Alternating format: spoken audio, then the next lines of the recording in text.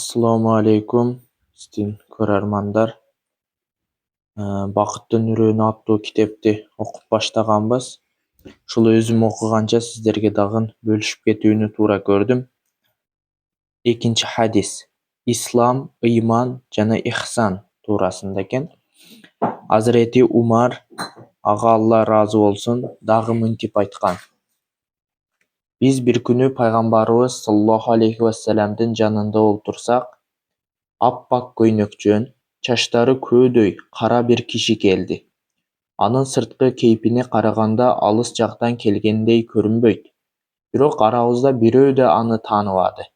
Ал Алланын элчисинин жанына өтүп келип, тизесини тизелерине тийгизе жакын отурду да, колун санына коюп: "Мухаммад, мага ислам тууралуу айтып бер", деди.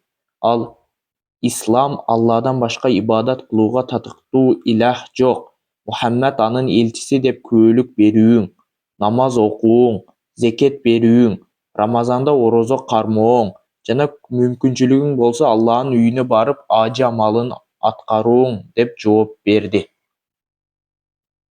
Тиги киши: "Туура айтасың", деди. Биз буга таң калдык. Өзү сурайт да, кайра өзү туура деп тастыктайт.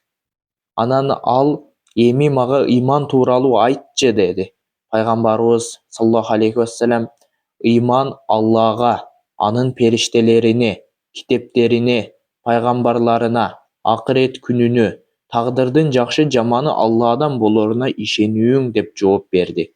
Тиги киши дагы: "Туура айтасың", деди. Анан: "Эми ихсан тууралуу айтып бер", деди. Пайгамбарыбыз саллаллаху алейхи вассалам: "Ихсан Алла Тааланы көрүп турганыңдай ибадат кылууң. Сен аны көрбөгөнүң менен ал сени көрүп турат", деди. Тиги кайра сурады: "Мага кыямат тууралуу айтып берчи". Пайгамбарыбыз саллаллаху алейхи вассалам: "Бул жаатта суралган адам суроо сурагандан артык билбейт", деди. Тиги: "Анда кыяматтын белгилери тууралуу айт", деди. Пайгамбарыбыз саллаллаху алейхи вассалам: "Күңдүн өзүнө кожоюн төрөгөнү, жылаңаш, жылаңаяк кедей койчулардын атаандашып кабат-кабат үйлөрдү салганы кыяматтын белгиси", деди. Кийин тиги киши чыгып кетти. Биз бир топко жымырап отуруп калдык. Бир маалда пайгамбарыбыз саллаллаху алейхи вассалам: "Умар, суроо берген ким экенин билдиңби?" деп сурады. "Мен Алла жана анын элчиси билүүчү", дедим. Пайгамбарыбыз саллаллаху алейхи вассалам: "Бул Жебраил периште, ал силерге диниңерди үйрөтүү үчүн келиптир", деди. Хадистин маанилүүлүгү. Ибн Дакыйк Айд мынтип айткан: "Бул хадис бардык амалдардын ички жана сырткы максаттарын ичине камтыган өзгөчө маанилүү хадис. Шарият илими бүтүндөй ушул хадиске байланган. Курандын бардык маанисин камтыгандыгы үчүн Фатиха сүрөсүн Умму Куран, тагыраагы Курандын энеси деп аташкан сыяктуу, сүннөттүн бардык маанисин ичине камтыганы үчүн бул хадисти Умму ас-Сунна же сүннөттүн энеси деп айтууга болот. Бул мутаваттир даражадагы хадис деп бааланат. Анткени бул хадисти 8 сахаба айтып өткөргөн. Алар Абу Хурайра, Умар, Абу Зар, Анас, Ибн Аббас, Ибн Умар, Абу Амир Аш'ари, Жарир Бажали, аларга Алла ыраазы болсун. Хадистен алынуучу сабактар жана пайдалар. Биринчи, сырткы көрүнүшкө жана кийимге көңүл буруу. Мечитке, илим-билим алынуучу жайларга таза тыкан кийинип барууң керек. Илим алууда окутуучу менен окуучунун ортосунда адеп сакталуусу зарыл. Жебраил периште, ага Алланын саламы болсун, өзүнүн сырткы көрүнүшү жана адеби менен бизге ушундайларды үйрөттү. Экинчи, ислам деген эмне? Ислам деген сөздүн лексикалык мааниси Алла Таалага моюн сунуу жана өзүн тапшыруу деген маанини туюндурат. Ал эми терминдик маанисине карасак, ислам 5 негизге курулган. Алар: Алладан башка ибадат кылууга татыктуу илах жок экендигине жана Мухаммад саллаллаху алейхи вассалам Алланын элчиси экенине моюндап күбөлүк берүү.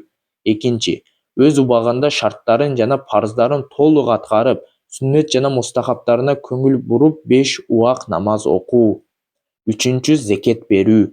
Төртүнчү, Рамазан айында орозо кармоо. Бешинчи, барып келүүгө жолу ачык, жол киреси жетиштүү келгенге чейин үй бүлөсү эч нерсе муктаж болбой турган адамга өмүрүндө бир жолу ажы амалын аткаруу. Үчүнчү, ыйман деген эмне? Ыймандын лексикалык мааниси тастыктоо, терминдик мааниси төмөндөгүдөй: жаратуучу Алланын жалгыздыгына жана шериги жок экендигине терең ишенүү. Алла Тааланын периштелерине ишенүү. Алар нурдан жаратылган, дайыма Алланын буйругун аткарышат, күнөө кылышпайт. Алар ичпейт, жебейт, эркек ургаачысы да болбойт. Алардын санын Алла Тааладан башка эч ким билбейт. Алла Тааладан келген китептерге ишенүү.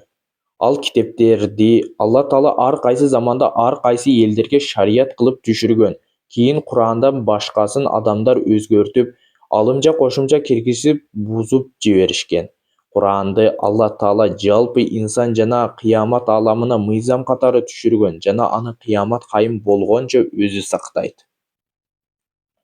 Алла Таала өзү жараткан элди туура жолго баштоосу үчүн эл арасынан тандап алган элчи, пайгамбарларга ишенүү. Алла Таала аларга китептерди түшүргөн, пайгамбарлар деле биз сыяктуу адамдар. Алла Таала бардык адамдарды кабырынан тирилтип, эсеп-кысап кылып, жакшы амалына сый, жаман амалына жаза бере турган кыямат күнүнүн болооруна ишенүү.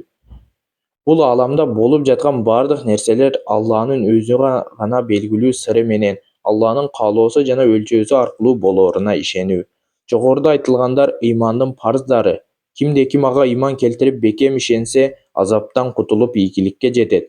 Кимде ким ага ишенбесе, каршы чыкса, ал адашат жана чоң зыян тартат. Касиеттүү Куранда Алла Таала мынтип айткан: "О ыймандуулар, Аллага, анын элчисине, ал өзүнүн элчисине түшүргөн китепке жана ал андан мурда түшүргөн китепке ишенгиле. Ким Аллага, периштелерине, китептерине, элчилерине жана кыямат күнүнө ишенбесе, ал чоң адашууда". 4. Ислам менен ыймандын окшоштугу жана айырмасы. Ислам менен лексикалык жактан да, терминдик жактан да айырмаланып турарын түшүндүк. Негизинен бул эки сөз өз-өзүнчө келгенде бир эле маанини туюндурат. Ал эми чогуу келгенде эки башка мааниде колдонулат. Чындыгында исламсыз ыйман болбогондой эле, ыймансыз ислам да болбойт. Бул экөө бири-биринен ажырагыс түшүнүк. 5. Ихсан деген эмне? Ихсан бул ибадатты бекем ыклас менен жерине жеткире аткаруу.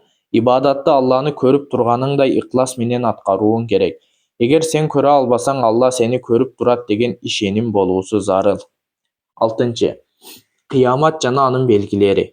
Кыяматтын болор убактысы бир гана Аллага белгилүү. Андан башка аны эч бир периште, эч бир пайгамбар билбейт. Ошол үчүн Алланын элчиси ага Алланын тынчтыгы жана мактоосу болсун.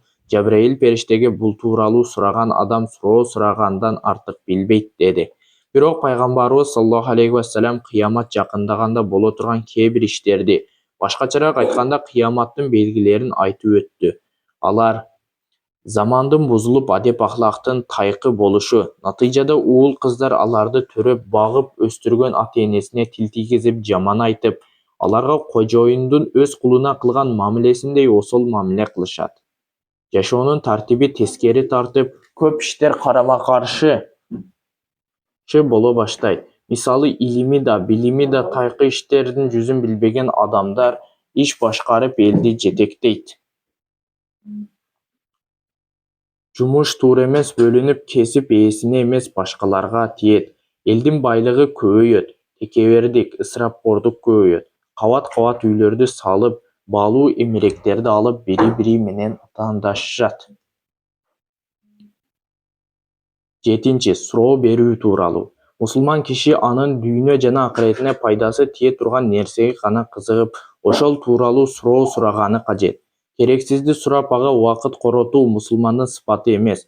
Ошондой эле илим окутулуп жаткан жерде алар билбеген кайсы бир маселени өзүң билип турсаң да сурап коюу ашыкча болбойт. Анткени бул суроонун жообунан ал жердегилер бүт пайда алышат. Эгер берилген суроонун так жообун билбесе, суралган адам уялбастан эле муну мен билбейм деп айтуусу керек. Билбеген нерсесин билбейм деп айтуу да илимдүүлүктүн жана такыбалыктан. 8. Туура тарбиялоонун ыкмалары. Суроо жооп аркылуу билим, тарбия берүү ыкмасы илгертен тартып азыркыга чейин өзүнүн маанисин жоготпогон ийгиликтүү ыкмалардын бири. Пайгамбарыбыз саллаллаху алейхи вассаламдын көптөгөн хадистеринде алгач сахабаларына суроо берип, анан сөзүн улаган ыкманы көрүп жүрөбүз. Биз угуучунун акыл эсин туура жоопту кабыл алууга даярдай турган мыкты ыкма.